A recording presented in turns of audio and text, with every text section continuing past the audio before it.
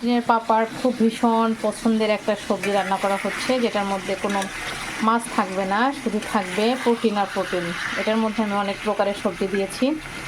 তো সবজির কালারটা কেমন হয়েছে সবাই একটু যদি জানাতে, বা মানে সবজিটা দেখেই আমার নিজেরই মানে লোভ লেগে যাচ্ছে। এটা আমি এত মজা করে রান্না করি আর আমার টিনের পাপা এত মজা করে খায়, যেটা বলাই বাহুল্য। যে সবজির কালারটা, এটার মধ্যে মানে কোনো পানি দেওয়া যাবে না। আর হচ্ছে বিভিন্ন এখানে প্রায় 7-8 প্রকারের সবজি আছে।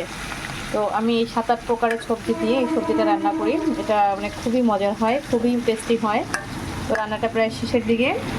শুক্রবার মানেই হচ্ছে আমার বাসায় যেরকম মানে বেগুন ভর্তা আর সবজি, যেহেতু সারা সপ্তাহ আমরা বাসায় অতটা খাওয়া হয় না, তো মাছ মাংসের উপর দিয়ে আমাদের চলে। তো ওই শুক্রবার মানেই হচ্ছে আমাদের বাসায় এই যে ভর্তা আর সবজি খাবার।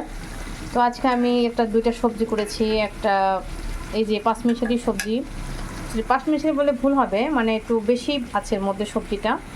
আর এটা হচ্ছে স্পেশাল একটা বেগুন ভর্তা বানানো হচ্ছে, সাথে আছে শুক্রবার স্পেশাল ব্রকলি। আর রান্না করব একটা মাছ, ওটা টিটা মাছ। এটা হচ্ছে টিনটিনের পাপার খুব পছন্দ। তো আমি শুক্রবার দিনটা চেষ্টা করি যে আমার হাজব্যান্ডের পছন্দ অনুযায়ী সব কিছু রান্না করার।